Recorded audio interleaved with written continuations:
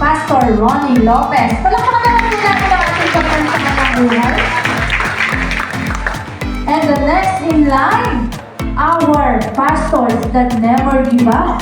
Ang masipag nating pastor, Pastor Kenneth Richard Lobo. Palakpakan po natin ang ating pagkansahan ng ating pastor. And the last but not the least, syempre po, ang pinakamabait at pinakamaganda nating pastora, ang mami ng lahat, Pastora Teresita Aguilar Romero. Palakpakan po natin ang ating pagkakas sa buhay ng ating mga pastor. Alam ko po, lahat po tayo ay gustong magbigay ng mensahe, pero hindi po tayo matatapos kung lahat po tayo ay magbibigay isa-isa. Kaya po tayo pong lahat ay sabay-sabay natin isigaw. At the count of 3 po, Happy Pastor's Day, we love you. 1, 2, 3, Happy Pastor's Day, we love you! Palakpakan po natin sila. At this time po, tinatawagan ko po si Sister Ala Guevara, Sister Mercy Lumibao, and Brother Dan David to present the plaque and gift po para sa ating mga mahal na pastors.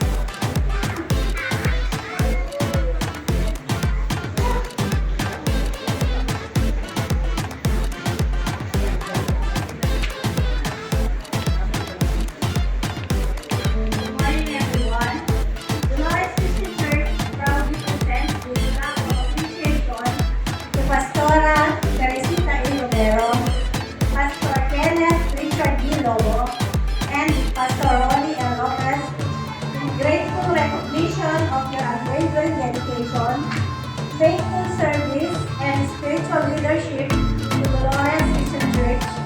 Your life is a living testimony of God's love, grace, and truth. And I will give you shepherds of my own heart, who will equip you with knowledge and understanding. Jeremiah chapter 3 verse 15. Presented this Pastor's Appreciation Day by Dolores Christian Church, given this October 26, 2025. Palakpakan po natin ang ating mga pastor.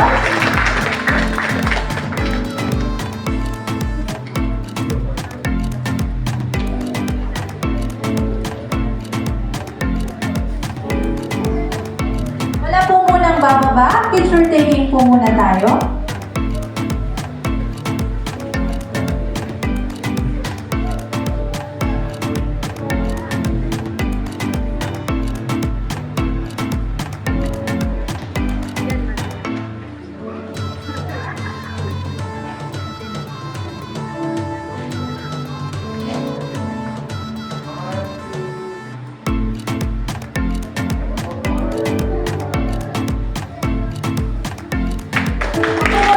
Manatili po muna kayo sa taas. And syempre po, we want to also acknowledge and appreciate the presence of our teacher, Brother Ferdinand Romero. Pwede po ba kayong pumunta dito rin sa harap? Sa mga hindi po nakakakilala sa kanya, siya po ang aming teacher sa Discovery Education. Palakpakan naman po natin ang ating Panginoon sa buhay niya. And also again po, Sister Ala, Sister Mercy, and Brother Dan will present the plaque and gift po para sa ating mahal na guro. For that po, our Dolores Christian Church proudly presents the plaque of appreciation to Brother Ferdinand L. Romero in grateful recognition of your unwavering dedication, faithful service, and spiritual leadership to Dolores Christian Church. Your life is a living testimony of God's love, grace, and truth. And I will give you shepherds after my own heart, who will fill you with knowledge and understanding. Presented this Pastor's Appreciation Day by the Dolores Christian Church, given this October 26, 2025. After that, picture taking po muna tayo ulit.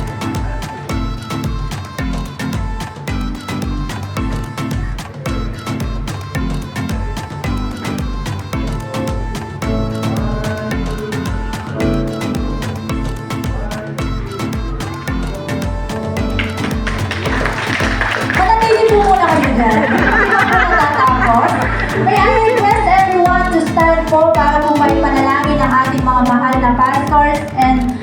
teacher. At Sister Anna will lead the prayer.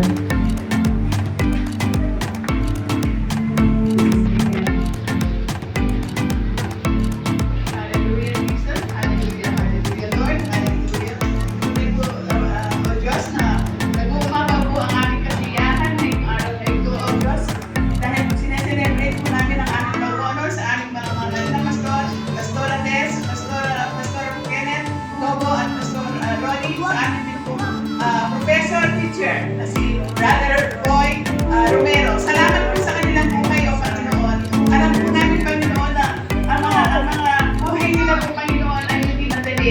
Dahil hindi madali, Panginoon, ang pangunahan, hindi po madali, Panginoon, ang maging ina at ama sa tahanan. Pero lalong hindi madali, Panginoon, ang pangunahan ng isang church. Salamat po sa ilang buhay, Panginoon, dahil alam namin na pinili niyo sila sa amin para kami ay pangunahan. Maraming salamat, Panginoon, at hindi po kayo nagkamali sa kanilang pagpiling na kami po ay pangunahan dito sa DCC, O Diyos. Salamat po sa kanilang buhay, O Diyos, na ibinigay nila ang lahat-lahat ng kanilang nalalaman, O Diyos, na galing sa inyo para ibahagi sa amin, Panginoon.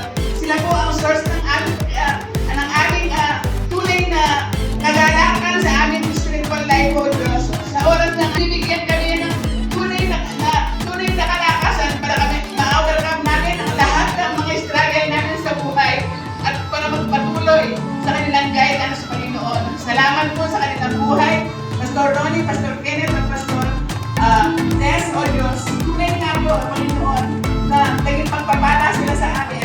Hindi man po namin nasasabi sa kanila, Panginoon, sa araw-araw at hindi nila nakikita sa amin. Pero sa aming pong puso, O Diyos, mahal namin sila at ina-appreciate namin ang kanilang buhay na kanilang binigay sa inyo. Salamat po at alam po namin na magpapatuloy pa rin sila sa paglilingkod sa iyo. Bigyan po rin ng tunay na kalakasan, good health, Panginoon, long life, lalo na po ang spiritual ng buhay, O Diyos. Salamat sa inyo. Salamat po, Panginoon.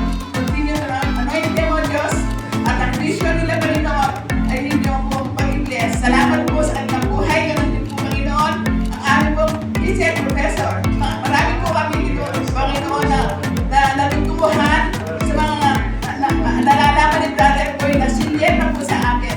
Marami po kami natutuhan bilang mananampalataya. Kahit matagal na po kami, hindi po namin alam kung hindi natuturo sa amin.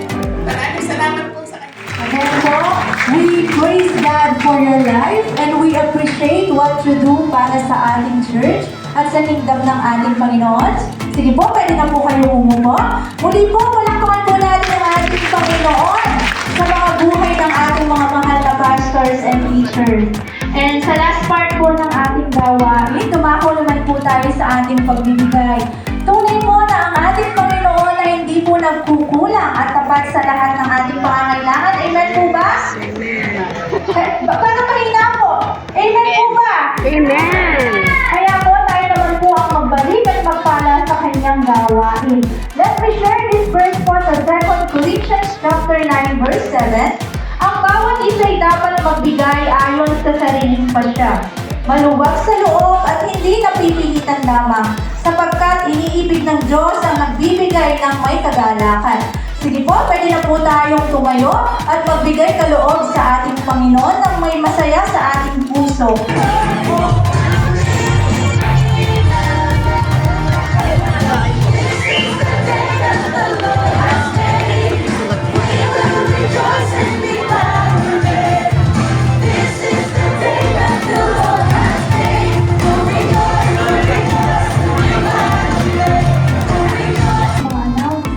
Wala pong lalabas dahil ilalak po yung entrance po natin doon. At unang-una pong lalabas, reminder lang po ay ang ating mga bisita. Ang ating mga bisita ngayong umaga. At sasama na po ang family Bautista, yung si Ate Gladys po and family, sasama na po sa kanila. And then po ang ating planning team, and kasunod po ang ating mga senior citizen and per row na po. Bali, iikot lang po tayo doon sa training room at lalabas po tayo dito sa tabi ng drums. At reminder po, tayo pong lahat ay kakain dito. Paglilinis po ang ating mga pinagkainan. pag-itapon po sa tamang basurahan. Maraming salamat po. And reminder, our family fun day po ay mag-start ng 1 p.m. Kaya po, after po natin kumain, gawin na po natin ang ating mga gagawin. Magbihis na po tayo, mag-practice na po tayo sa ating mga yan. Amen po ba? Alam ko po ang bawat isa ay nagugutom na. Kaya po, inaalihan ko na po ang bawat isa na tumayo para po sa ating pangwakas na panalangin. Yes, Lord, patuloy na pinupuri ka namin at pinapasalamatan sa umagang ito.